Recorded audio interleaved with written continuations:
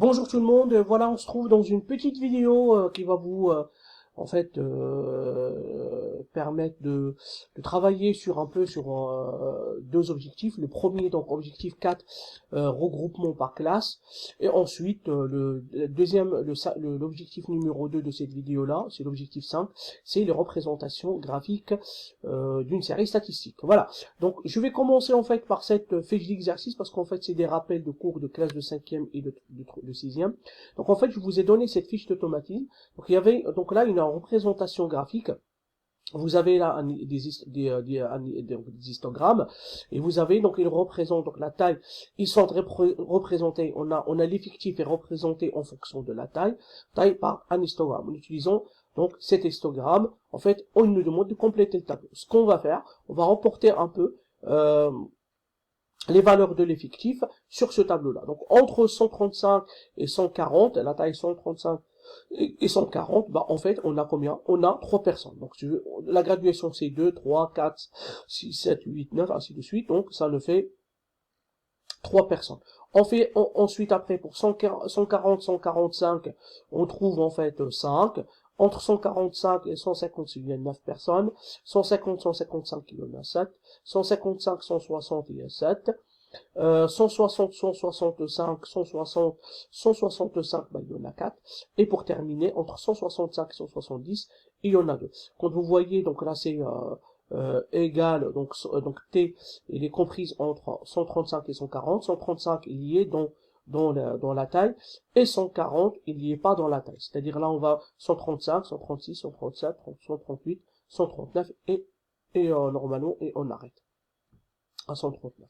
Voilà, donc rappel, les signes donc inférieur ou égal signifie inférieur ou égal, et là c'est inférieur strictement, donc inférieur à, donc là strictement inférieur, il n'est pas égal à cette valeur. Donc voilà, ça c'est le pour regroupement par classe, mais quand on regroupe par classe, en fait, là pour quand on a vraiment une grande série statistique, on veut essayer de la présenter d'une manière un peu plus élaborée. On va regrouper en classe notre série statistique, les données de la série statistique.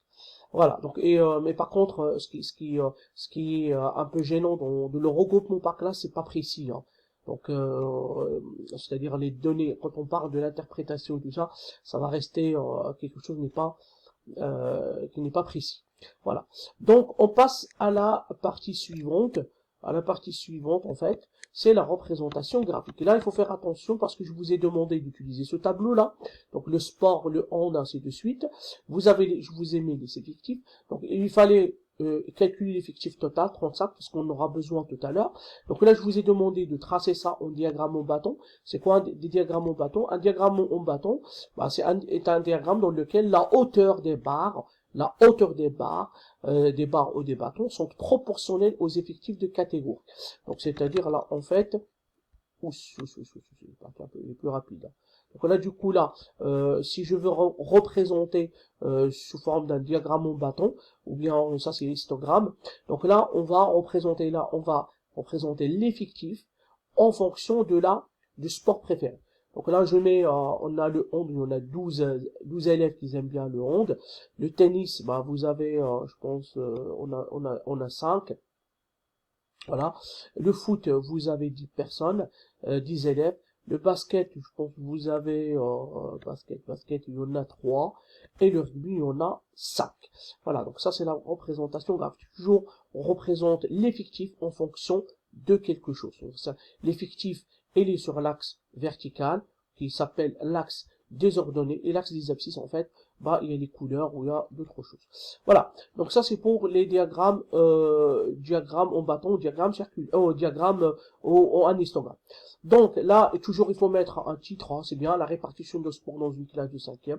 Là, c'est bien de mettre un titre. Et quelquefois, la légende, c'est vraiment besoin.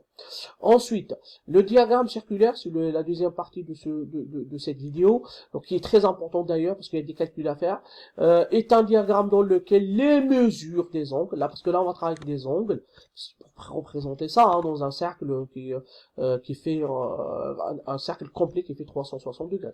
Des secteurs sont proportionnels aux effectifs de catégorie. Donc là, on va travailler sur un tableau de proportionnalité, c'est-à-dire on va reprendre notre tableau de tout à l'heure. Là, j'ai marqué nota bene pour construire un diagramme circulaire. Sur papier, on utilise un tableau de proportionnalité en sachant qu'un tour complet fait 360 degrés. Bon, après, on peut faire, là c'est un diagramme circulaire, après on peut travailler sur un demi-diagramme circulaire ou semi-diagramme circulaire, c'est-à-dire la moitié. Donc là, tout change. Au lieu de travailler avec 360, à ton avis, on va travailler avec 180. C'est bien, très bien. Donc c'est ça. Donc là, je remets les effectifs, 35. Ensuite, là, je dois rajouter une ligne qui s'appelle mesure de l'angle en degrés et je dois calculer l'angle correspondant à chaque sport, à chaque effectif en fait.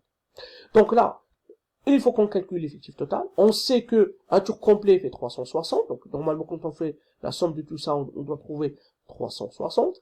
Du coup, après, donc pour trouver ces valeurs-là, comment on va faire? J'ai fait un exemple ici. Donc pour le 11, donc c'est un tableau de proportionnalité. Donc là, en fait, je cherche la quatrième proportionnelle. Je fais 12 fois 360 divisé par 35. Je trouve 123. Voilà. Vous maîtrisez bien la quatrième proportionnelle, le produit de la diagonale, donc 12 fois 360 divisé par 35, parce qu'on est sur tableau de proportionnalité, on va utiliser tableau de proportionnalité. Ainsi de suite pour le reste, 5 fois 360 divisé par 35, ça fait ça, 51, ainsi de suite. Quand on complète notre tableau, après là, on a fait plus que 90% de boulot, il nous reste 10% de travail. Après, c'est quoi? C'est tracer le diagramme. Donc après, pour le tracer le diagramme circulaire, il faut tracer un cercle dans ton cahier, en fait, hein, dans ton cahier des exercices, un cercle, par exemple, qui a pour rayon 4 cm, et ensuite, tu dois tracer chaque angle en utilisant ton rapporteur. Donc on va tracer l'angle 123, l'angle 51, l'angle 103 et l'angle 31. Après le reste, ça va être automatiquement 51. Donc pour terminer, donc la répartition, donc moi j'ai fait comme ça. Donc la répartition de sport préféré par les élèves, on a dit toujours c'est bien de mettre des titres pour les représentations graphiques. Et là on est sur un diagramme circulaire, le hand, le tennis, le foot. Après on va voir le sport le plus pratiqué par les élèves, c'est le hand. Voilà, donc là on a terminé ça, donc là on a terminé l'objectif numéro 5 et 4, là après on va ensuite travailler sur l'objectif numéro 6, c'est le calcul de la moyenne. Voilà, donc on a fait le tour sur ça, j'espère que ça va être utile pour travailler les exercices. Si vous avez des questions, n'hésitez pas à me les poser via Pronote. Voilà, donc je vous remercie, je vous dis à la prochaine vidéo, merci, au revoir.